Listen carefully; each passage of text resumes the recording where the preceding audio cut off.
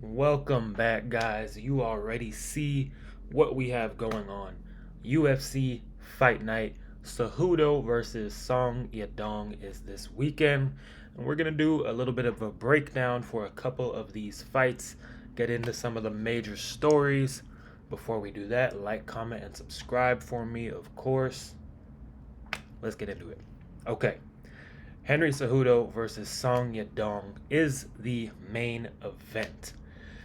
This is a bit of a crossroads fight for both of these guys. And Cejudo, ever since coming back, he is coming off of two losses to Aljamain Sterling and Merab Dvalishvili. Now, are those bad losses? No, those are two world-class guys, a champion and a former champion. But Cejudo being 38 years old, he can really not afford to lose any more fights because that'll probably be the end of his title hopes since coming back. There's not much time for him. The clock is ticking. So this is his final run. In his own words, he said this will be his last push to get a rematch with Merab.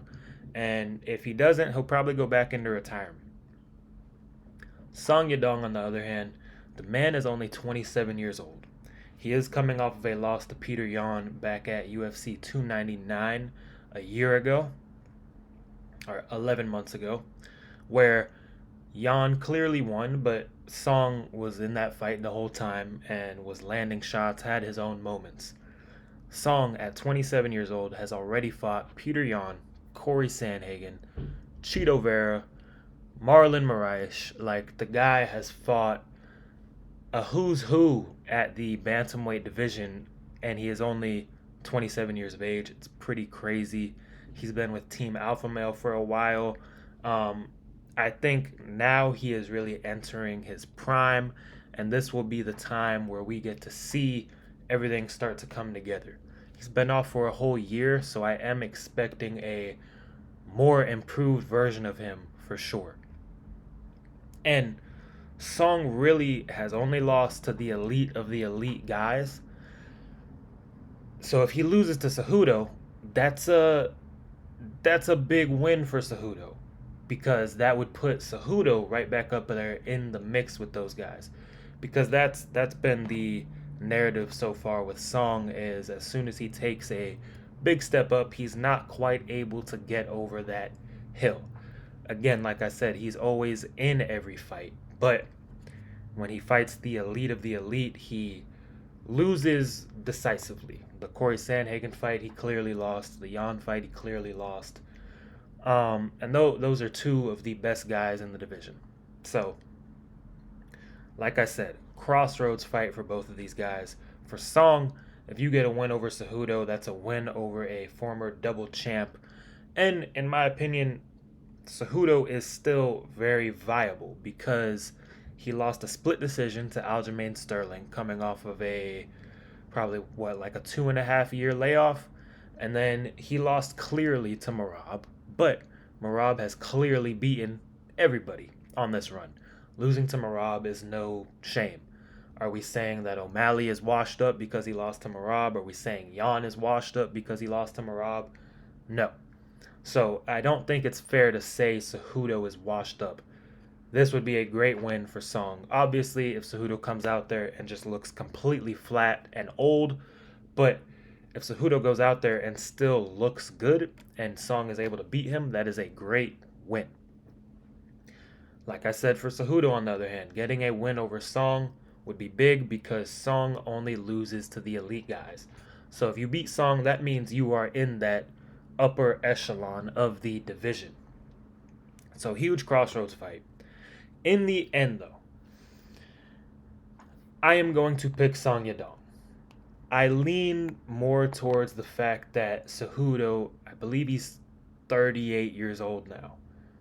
And Song is starting to come into his prime. And I think with a whole year off, he will have made a lot of leaps. And we will see a new and improved version of him. And really, he's not even in his prime yet because he's 27. I feel like a fighter's prime is 29 to like 32, 33.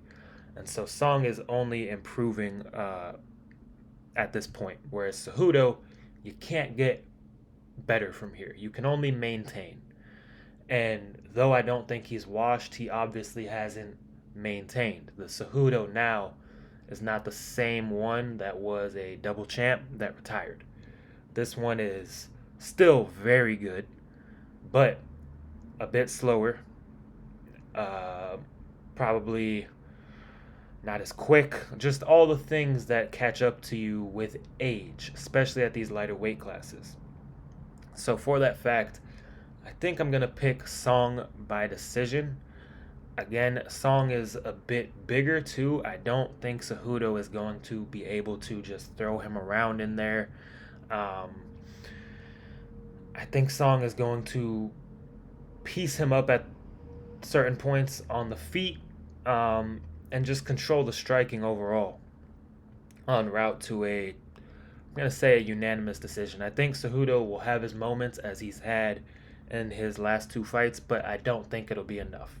So with that, I'm going with Sung Yadong to show new wrinkles in his game and probably put an end to Cejudo's career, because with a loss, Cejudo will probably go back into retirement. So Song Yadong, unanimous decision in the main event for all the reasons I just listed.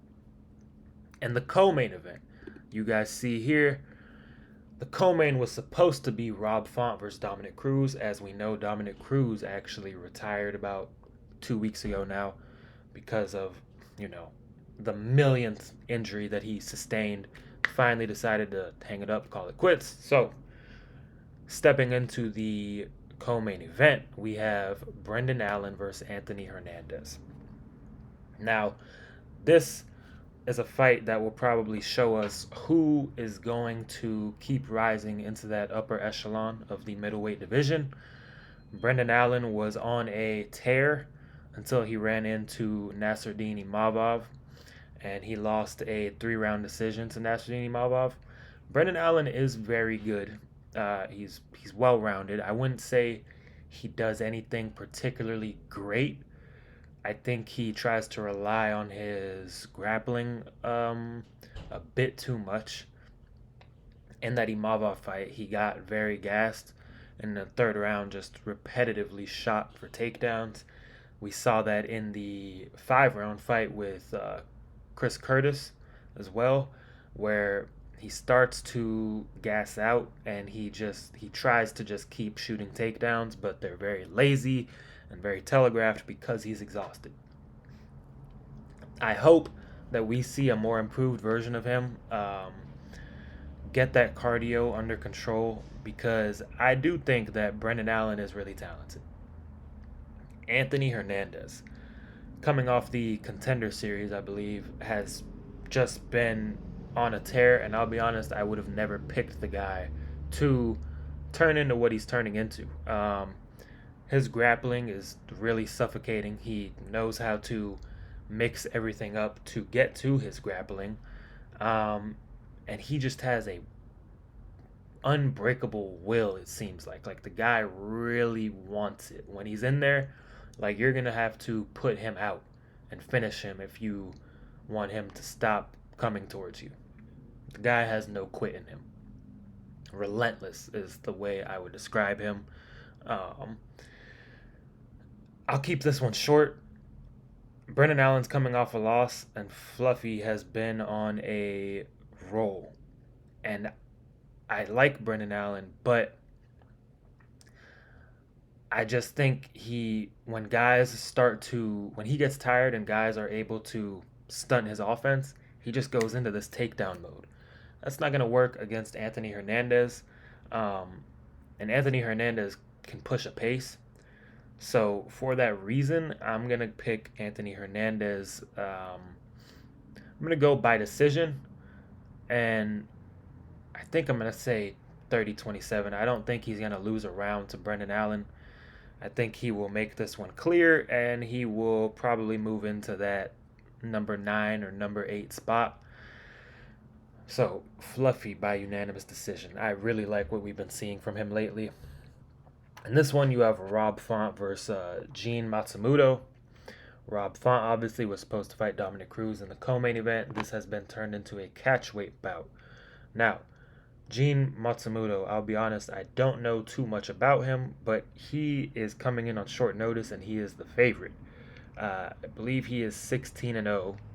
Let me see if we can look at some of his stats. 16 and 0, 5'6". Rob Font's got a longer reach. Let's look at Gene Matsumoto's record.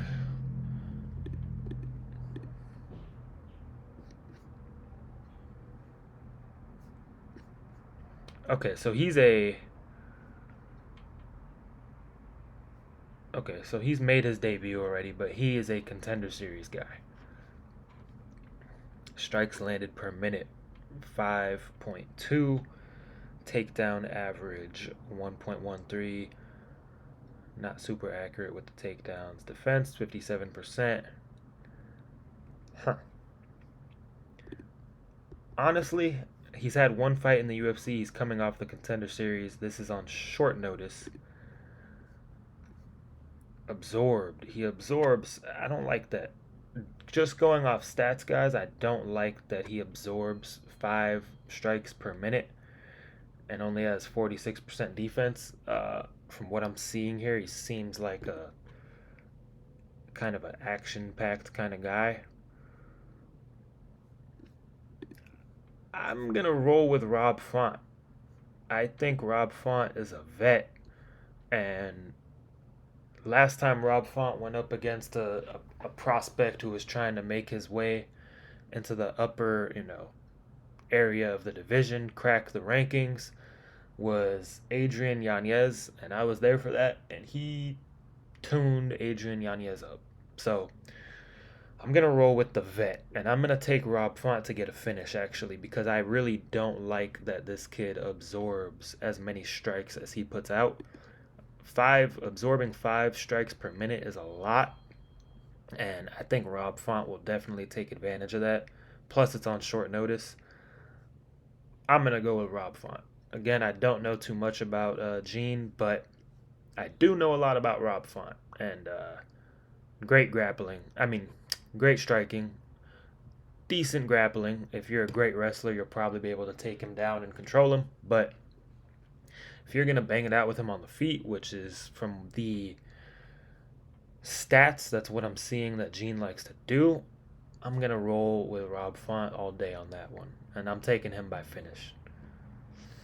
Gene Silva versus Melsik Baghdassarian. Don't know how to say that last name. Uh, from Armenia. Now, one of the main fighting nerds, Gene Silva. The man has been on a tear at featherweight. Super crazy knockout power for the featherweight division. That whole team is on a roll. I'm keeping this one short. I'm taking Gene Silva again to finish the fight. I think he's going to get a knockout. That fight that he had against Charles Jourdain really impressed me because Charles Jourdain is a tricky veteran, very well-rounded, very skilled on the feet, can be hard to catch, and Gene Silva was able to do a lot of damage on him, and then he came right under his arm with that uppercut, and it was just absolutely sick. I'm sold on Gene Silva until I see otherwise, and that whole team, like I said, is on a tear. So I'm taking Gene Silva by knockout. Light heavyweight, Alonzo Menafield is always action-packed versus Julius Walker. Julius Walker, 6-0, 5 first-round finishes. This is going to be one of those fights where someone gets knocked out. It's really just who you want to pick. I'm going to take the guy that we know a bit more about in Alonzo Menafield. I think he will knock out Julius Walker. The prelims, we got some known names. We got Ion Cutelaba. We got Andre Fili. Always fun to watch, Andre Fili. We got Ricky Simone down there. We have Paige Van Zant's husband back in the UFC. I believe he fought on Contender Series, right? I think he's coming over from Bellator and PFL. We have Nursultan Ruzabov. He's a pretty big favorite, but Yeah, this card isn't super deep, but there is, you know, 3 or 4 fights and then a couple names to look out for. Solid fight night card. Obviously, if Dominic Cruz and Rob Font were on it, it would have been a little bit deeper, but still, great main event. Very good co-main event. Rob Font is always fun to watch. He's fighting a kid who's 16-0. This is a solid fight night card in Seattle, and I will definitely be watching. Those are my picks for these fights, guys. Let me know what you think. Does Cejudo win? Does Song Yadong win? If Cejudo loses, does he hang it up for good? It is very hard to walk away for these guys on a loss. Let me know what you guys think. Does Rob Font get it done? Does Brendan Allen or Anthony Hernandez get it done? I'm rocking with Anthony Hernandez. Let me know your guys' picks down below. If you think my picks suck, tell me. If you agree with them, tell me. But I will catch you guys in the next one.